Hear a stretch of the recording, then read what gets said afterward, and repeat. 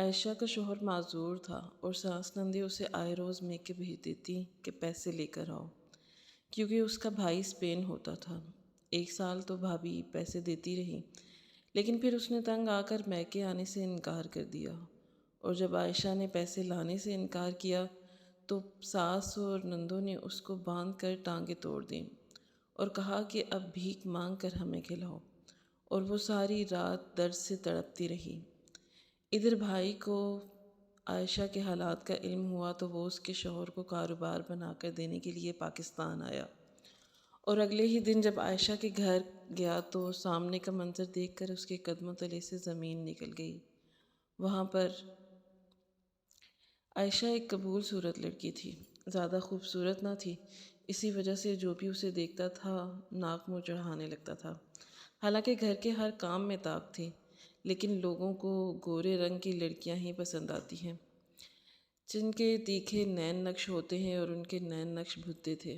قد بھی مناسب تھا، رنگت نہ تو سانولی تھی اور نہ ہی بہت زیادہ کالی، لیکن پھر بھی لوگ آتے اور اسے دیکھتے ہی چلے جاتے۔ اس کی دونوں چھوٹی بہنیں اس سے پہلے ہی بیاہی گئی تھیں۔ عائشہ کی والدہ اس کے لیے بے حد پریشان تھی۔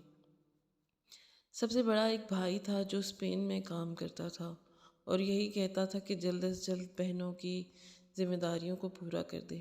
بھابھی کا رویہ نندوں کے ساتھ بہن جیسا تھا، جس نے بھی بڑی بھاگ دوڑ کے لیے عائشہ کا رشتہ بھی نہیں ہو رہا تھا۔ جب عائشہ کی عمر 27-28 سال کی ہو گئی، اس کی والدہ اس کے لیے شادی شدہ رشتے تک دیکھنے لگیں کہ اگر کسی کی بیوی کا انتقال ہو گیا ہو تو اس کے ساتھ ہی عائشہ کا شادی کر دیں۔ عائشہ بہت روتی تھی، لیکن پھر اجمل کا رشتہ اس کے لیے آیا، جو کہ پولیو کا مریض تھا اور ٹانگ سے لنگڑا کر چلتا تھا۔ اس کی دائیں ٹانگ بائیں ٹانگ سے کافی چھوٹی تھی، لیکن انہیں عائشہ پسند آ گئی کیونکہ ان کے بیٹے میں عیب تھا۔ اس کی والدہ نے تو جھٹ پٹ سے ہاں کر دی، ہاں، کیونکہ بیمار رہنے لگی تھی، چاہتی تھی کہ اپنی زندگی میں ہی اپنی بیٹی کے فرض سے سرپوش ہو جائے۔ عائشہ نے اپنے دل کو سمجھا لیا تھا کہ جیسے ہی عائشہ کی شادی پکی ہوئی، سسرال والوں نے باتیں بنانا شروع کر دی۔ کہنے لگی کہ آپ کی بیٹی زیادہ خوبصورت نہیں ہے، ہم نے تو اس لیے اپنی بیٹی کا رشتہ کیا ہے کیونکہ ہمیں پتہ چلا کہ بھائی اسپین میں ہوتا ہے، اس لیے بھائی ہمیں جہیز اچھا خاصا چاہیے۔ یہ سن کر اس کی بھابھی بھی چپ سی ہو گئی تھی، اور والدہ بھی سوچنے لگی تھی کہ ان کا بیٹا کون سا خوبرو کڑیل نوجوان ہے، قد بھی چھوٹا ہے اور پھر ٹانگ کا بھی مسئلہ ہے، لیکن زبان سے کچھ نہیں کہا۔ چاہتی تھیں کہ بیٹی رخصت ہو کر اپنے گھر چلی جائے۔ دل کی مریضہ تھی، اور آئے روز کبھی کچھ مسئلہ ہو جاتا تھا تو کبھی کچھ۔ اپنی زندگی میں انہیں بھروسہ نہیں تھا۔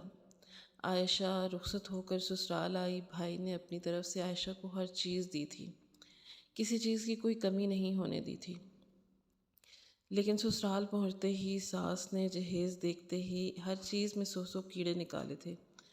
ابھی وہ اپنے کمرے میں بیٹھی تھی، ساس اور نندوں کی آوازیں سے اپنے کمرے میں سنائی دے رہی تھیں کہ بھائی اسپین میں کام کرتا ہے، اور دیکھو تو جوڑے سارے کے سارے پاکستانی لائے ہیں۔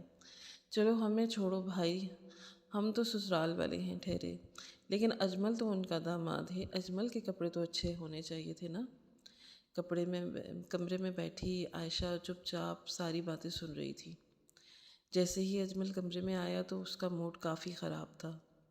دروازہ بند کیا، سٹک کے سہارے وہ چل رہا تھا، لیکن پھر بھی لنگڑا رہا تھا، چلنے میں کافی دقت ہوتی تھی۔ عائشہ نے ایک نظر اپنے شوہر پر ڈالی تو دل بجھ سا گیا، لیکن پھر بھی اپنے دل کو سمجھا لیا تھا کہ زندگی تو اب اس کو وہیں گزارنی ہے۔ اجمل اس کے پاس بیٹھ گیا، کہنے لگا کہ میرے تو ایک سے بڑھ کر ایک رشتے آتے تھے، لیکن اماں کو تم پسند آئی ہو۔ وہ تو کہتی تھی کہ لڑکی تو مناسب ہے، لیکن اس کا بھائی اسپین میں ہوتا ہے، اس لیے جہیز بھی اچھا دے گا، اور تمہارے بھائی نے تو برادری میں میری ناک ہی کٹوا دی، ہر چیز پاکستانی دی ہے، تو اسپین سے کوئی چیز ہی لے آتا، سامان تو اچھا دیتے۔ میری تو زندگی برباد ہو کے رہ گئی ہے۔ شادی کی رات بھی اجمل اس شکوے سے شکایت کر رہا تھا۔ تعریف کیا کرنی تھی، عائشہ نے کوئی بھی جواب نہیں دیا۔ بہرحال ایک فرض تھا جو اتر چکا تھا، اپنے شوہر کی محبت کے چند جملے بھی عائشہ کو نصیب نہیں ہوئے تھے۔ اجمل نے تو اسے منہ دکھائی پر بھی کچھ نہیں دیا تھا سوائے باتیں سنانے کے۔ صبح اٹھی تو سانس کہنے لگی کہ ابھی تک تمہارے بھائی نے ناشتہ نہیں بھیجا؟ اپنی ماں کو فون کر کے بولو کہ ہمیں صبح 8 بجے ناشتہ کرنے کی عادت ہے، میری تو بھوک سے حالت خراب ہو رہی ہے، اور ان لوگوں کو کوئی احساس ہی نہیں ہے۔ نندیں بھی بیٹھی ہوئی تھیں، 2 شادی شدہ تھیں اور 2 غیر شادی شدہ، لیکن شادی شدہ نندیں بھی اپنے شوہر اور بچوں سمیت وہیں موجود تھیں کہ بھائی کے سسرال سے ناشتہ آئے گا تو کر کے جائیں گے۔ عائشہ نے صبح اپنے والدہ کے گھر کال کر دی، کہنے لگی اماں بھائی ناشتہ کب لے کر آئیں گے؟ اس کی والدہ کہنے لگی کہ دونوں میاں بیوی شہر کی سب سے بڑی بیکری میں گئے ہیں تاکہ اچھا ناشتہ لا سکیں، بس کچھ ہی دیر میں پہنچ جائیں گے۔ کیا ہوا عائشہ، کوئی بات ہوئی ہے؟ وہ کہنے لگی نہیں اماں، یہاں پر ناشتہ جلدی کر لیا جاتا ہے اس لیے میں نے پوچھ لیا۔ کوئی بات نہیں۔ کچھ ہی دیر بعد دروازے کی بیل بجی۔ دروازہ اس کی نند نے کھولا تو سامنے ہی بھائی بھابھی تھے جن کے ہاتھوں میں بھرے شاپر پڑے ہوئے تھے۔ پوری، حلوہ، بیکری کا ناشتہ سب کچھ موجود تھا، پورا ٹیبل بھر گیا تھا، لیکن پھر بھی ماں بیٹوں کے ماتھے کے بل سیدھے نہیں ہوئے تھے۔ کہنے لگے ٹھنڈی پوریاں ہیں، ذرا ذائقہ نہیں ہے۔ دوسری نند کہنے لگی توبہ توبہ کتنی مرچیں ہیں چنوں میں، میری تو زبان ہی جل گئی۔ کبھی کہتی بریڈ باسی لگ رہی ہے۔ اس کا بھائی اور بھابھی یہ سب سن کر بے حد پریشان ہو گئے، لیکن عائشہ نے کہا کہ آپ پریشان نہ ہو، آپ کا ناشتہ سب سے اچھا تھا۔ بھائی نے بہن کو ڈھیر ساری دعائیں دی، کہنے لگا کچھ دن بعد ہی میں اسپین چلا جاؤں گا، اس لیے پریشان نہ ہونا، مجھ سے جو ہو سکا کروں گا۔ کہنے لگی بھائی آپ نے پہلے بہت کچھ کیا ہے، آپ کی اپنی بیوی بچے ہیں، میری ذمہ داری بھی اب اتر چکی ہے، اب تو بھابھی کا حق ہے، اس نے 5 سال قربانی دی ہے۔ اس کی بھابھی نے بھی اسے گلے لگا کر کہا کہ تم پریشان مت ہو، کیونکہ سسرال والوں کا رویہ وہ لوگ بھی دیکھ چکے تھے۔ بہرحال 2 دن بعد اس کا بھائی چلا گیا اور سسرال والوں کی فرمائش شروع ہو چکی تھی۔ پہلے پہل تو ساس یہ کہتی رہی کہ اجمل تو معذور ہے، چلنے پھرنے میں بڑی دقت رہتی ہے، اس لیے اگر گھر بیٹھنے والا اس کو کوئی کام ہو جائے تو وہ آرام سے کر لے گا، نوکریاں نہیں کر سکتا۔ عائشہ یہ سن کر حیران رہ گئی تھی، حالانکہ جب رشتہ دیکھنے آئے تھے تو کہتے تھے کہ اجمل کا بے شک پاؤں ٹھیک نہیں ہے، لیکن وہ اچھا کماتا ہے، گھر میں کسی چیز کی کوئی کمی نہیں ہے، اور اب کہہ رہی تھی کہ اجمل کچھ بھی نہیں کرتا۔ اجمل کے 2 بڑے بھائی تھے جو کہ الگ رہتے تھے، لیکن گھر کے اخراجات اپنی ماں کے ہاتھ میں ہی وہی رکھتے تھے۔ 8 دن میں ہی عائشہ کو پتہ چل گیا کہ اجمل کچھ بھی نہیں کرتا، پورا دن گھر بیٹھا رہتا ہے۔ ماں بہن کی طرح سے بھی عورتوں کی طرح تانے دینے کی بڑی عادت تھی۔ جب بھی عائشہ کے پاس بیٹھتا شروع ہو جاتا، تمہارا بھائی اسپین میں کام کرتا ہے، اسے بولو پیسے بھیجے تاکہ میں یہاں کاروبار شروع کر دوں، کب تک گھر بیٹھا رہوں گا، اور گھر بیٹھ بیٹھ کر میں ویسے بھی تنگ آ چکا ہوں۔ عائشہ کہنے لگی کہ میرا بھائی وہاں پر نوکری کرتا ہے اور اس کا کام بھی اچھا نہیں چل رہا، وہ تو اپنا گھر بڑی مشکل سے چلاتا ہے، پھر ہم 3 بہنوں کی ذمہ داریاں بھی اس پر تھی، اب جا کر سب کی شادیاں ہوئی ہیں، پھر اس کی اپنی بیوی ہے، 2 بچے ہیں۔ کہنے لگا یہ کیا بات ہوئی، اپنی بیوی بچے ہیں تو کیا بہن کو کوئی نہیں پوچھے گا؟ ارے تم سے پہلے بھی ایک جگہ میری رشتہ طے ہو گیا تھا، لڑکی کے گھر والے مجھے اپنی دکان دینے کو تیار تھے کہ ذاتی دکان بھی دیں گے، مکان بھی دیں گے اور ساتھ میں کاروبار بھی کروائیں گے۔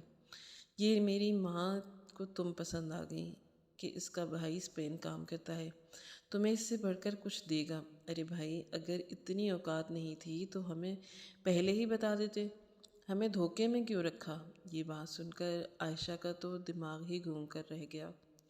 اس نے دھوکے میں رکھا تھا، اماں نے تو کبھی نہیں کہا تھا کہ وہ مکان دیں گی یا پھر دکان دیں گی یا اجمل کو کاروبار کروائیں گی، ایسی کوئی بات طے ہی نہیں ہوئی تھی۔ اگر یہی ڈیمانڈ وہ پہلے کرتے تو شاید رشتے سے انکار ہو جاتا، اس کی والدہ تو کبھی بھی یہ سب کچھ نہیں کر سکتی تھی۔ شادی کو 15 دن نہیں گزرے تھے کہ اجمل نے کہا کہ چلو جاؤ یہاں سے، اپنے گھر جاؤ اور 25,000 لے کر آؤ۔ یہ سن کر عائشہ پریشان ہو گئی۔ وہ کہنے لگی کہ میں کیسے 25,000 لے کر آؤں اور کیوں لے کر آؤں؟ وہ کہنے لگا کہ کیا مطلب ہے، میرے ساتھ دھوکے بازی کر لی ہے؟ اب تمہاری ذمہ داری ہے، تمہارا بھائی اتنا بھی کم نہیں کماتا ہوگا، چلو جاؤ اپنے میکے اور 25,000 لے کر آؤ، کیونکہ بڑے بھائی صاف انکار کر چکے ہیں کہ گھر کا خرچہ نہیں اٹھائیں گے، اور میں تو کما نہیں سکتا کیونکہ باہر کی بھاگ دوڑ مجھ سے نہیں ہو سکتی، اس لیے جا کے اپنے میکے سے 25,000 لے کر آؤ تاکہ مہینہ عزت سے گزر سکے۔ وہ کہنے لگی کہ میں کیوں جاؤں، کتنا برا لگے گا کہ میں اپنے گھر والوں سے جا کے پیسے مانگوں۔ کہنے لگا اس میں کیا برائی ہے، جاؤ جا کے پیسے مانگو، ورنہ پھر اپنے بھائی سے بولو کہ مجھے کوئی کام کاروبار کروائے۔ اس کی بات سن کر عائشہ پریشان ہو گئی تھی۔ اس نے سمجھانے کی کوشش کی لیکن اجمل تو بہت کچھ سننے کو تیار ہی نہیں تھا۔ مجبوراً عائشہ کو میکے جانا پڑا۔ والدہ کی طبیعت ان دنوں بہت خراب تھی۔ بار بار اس کی بھابھی اس کی والدہ کو ہاسپٹل لے جاتی تھی۔ ڈاکٹر کہہ رہی تھی کہ ہارٹ کا آپریشن کرنا ضروری ہے، لیکن ابھی عائشہ کی شادی پہ اتنا خرچہ ہوا تھا کہ اس کا بھائی مزید پیسے نہیں بھیج پا رہا تھا۔ عائشہ نے اپنی والدہ سے تو کچھ نہیں کہا، لیکن بھابھی سے کہنے لگی کہ اجمل نے مجھے اس لیے میکے بھیجا ہے کہ 25,000 لے کر آؤ۔ یہ سن کر بھابھی بھی پریشان ہو گئی۔ کہنے لگی کہ امی کی دوائیوں میں بھی بہت زیادہ خرچہ ہو گیا ہے عائشہ، میں تو خود گھر کے اخراجات بہت کم کر رہی ہوں، 25 تو ایک اچھی خاصی رقم ہوتی ہے۔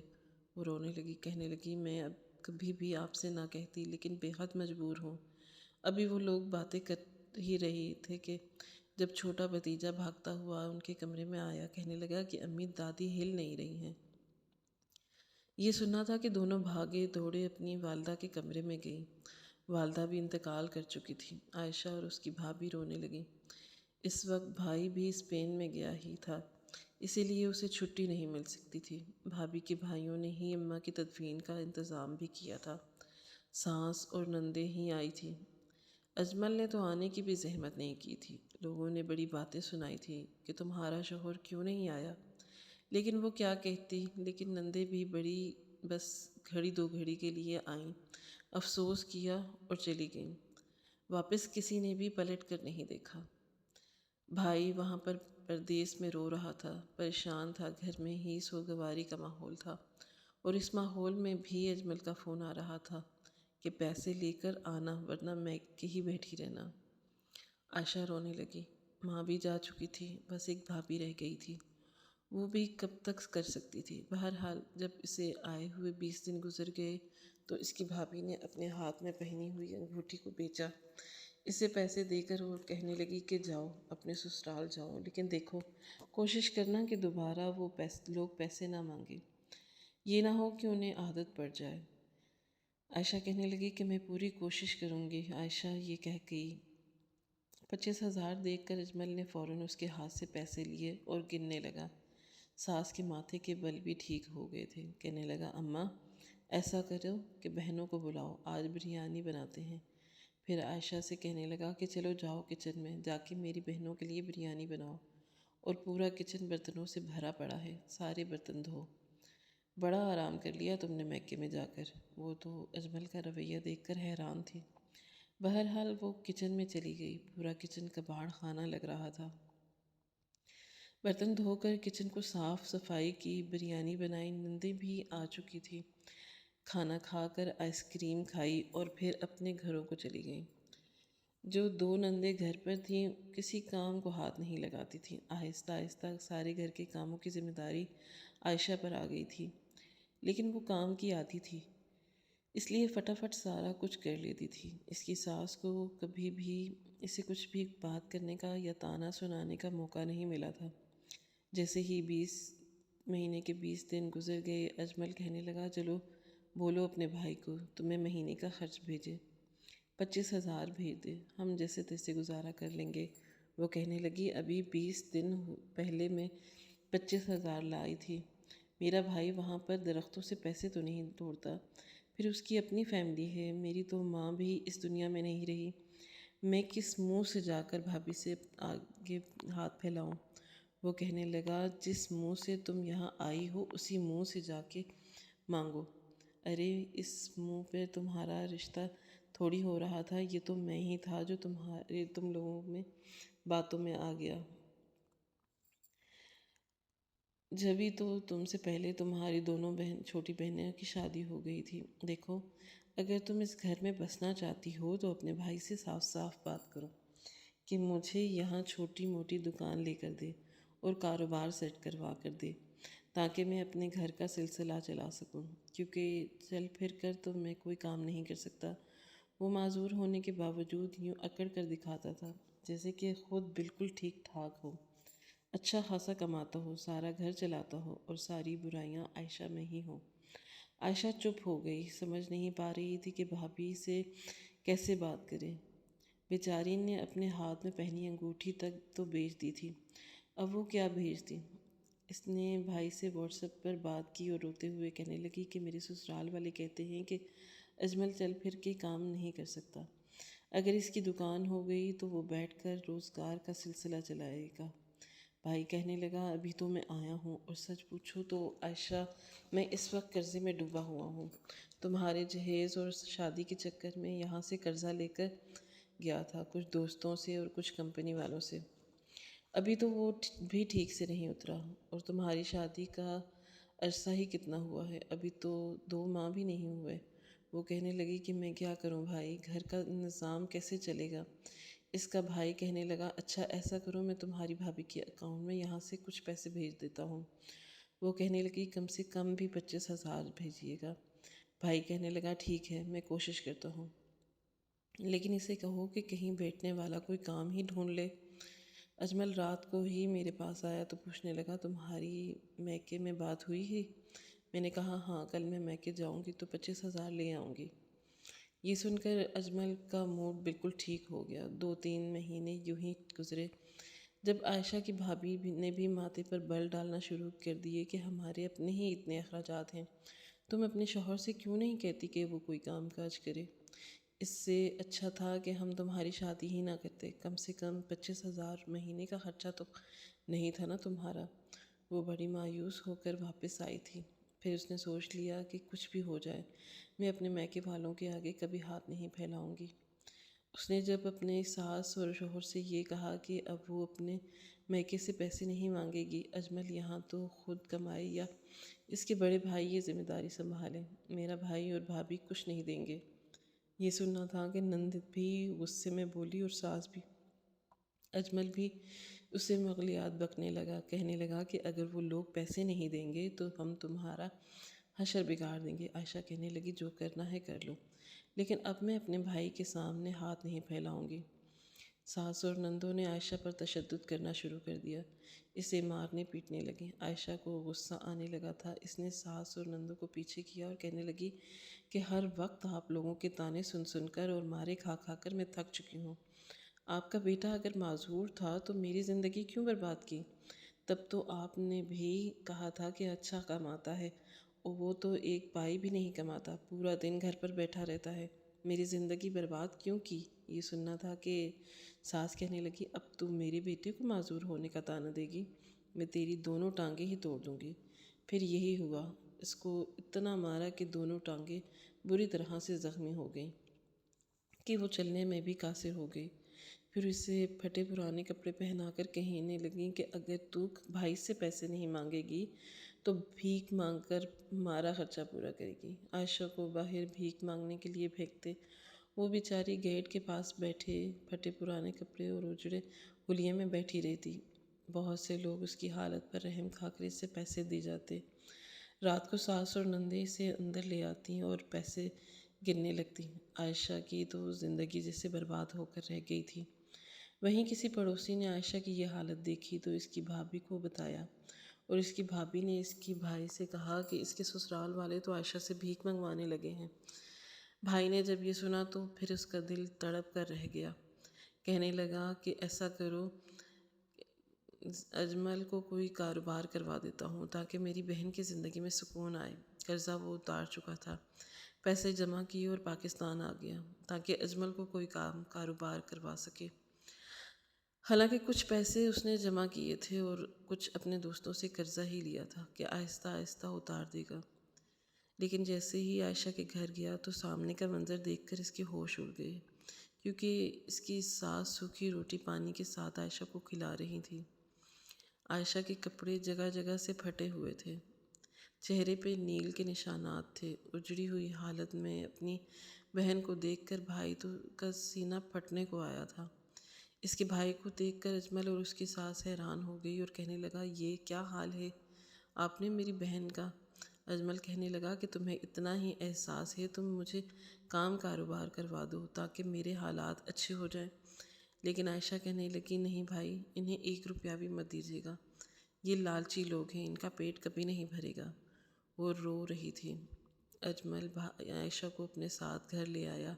اس کی بگڑی ہوئی حالت دیکھ کر اس کی بھابھی کو بھی ترس آ گیا۔ عائشہ کے بھائی نے اجمل پر کیس کر دیا اور اجمل کو پولیس پکڑ کر لے گئی۔ اس کی ماں بہنیں رونے پیٹنے لگیں، بڑے بھائیوں نے بھی کوئی ساتھ نہیں دیا۔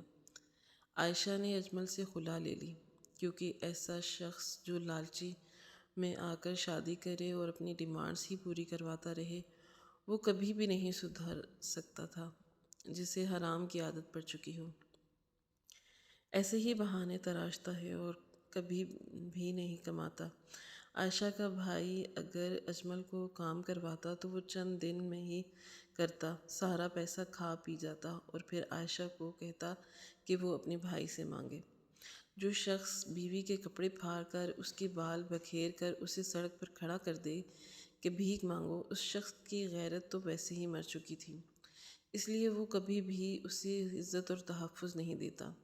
ایسے شخص کے ساتھ زندگی گزارنے سے بہتر تھا کہ وہ اپنے بھائی کے در پر ہی بیٹھی رہ جائے۔ اجمل جیل میں سڑ رہا تھا اور اس کی ساس نندیں اس قدر بدحالی کا شکار تھیں کہ خود بھیک مانگنے پر مجبور ہو گئی تھیں۔ البتہ عائشہ نے اپنے دل کو سمجھا لیا تھا، وہ پڑھی لکھی تھی، اس لیے اسکول پڑھانے لگی۔ وہ اپنی زندگی ایسے ہی گزار دی۔ خدارا کسی کی بچیوں کی زندگی برباد کرنے سے پہلے یہ سوچ لیں کہ مکافات عمل ضرور ہوتا ہے، زیادتی کرو تو زیادتی سہنے بھی پڑتی ہے۔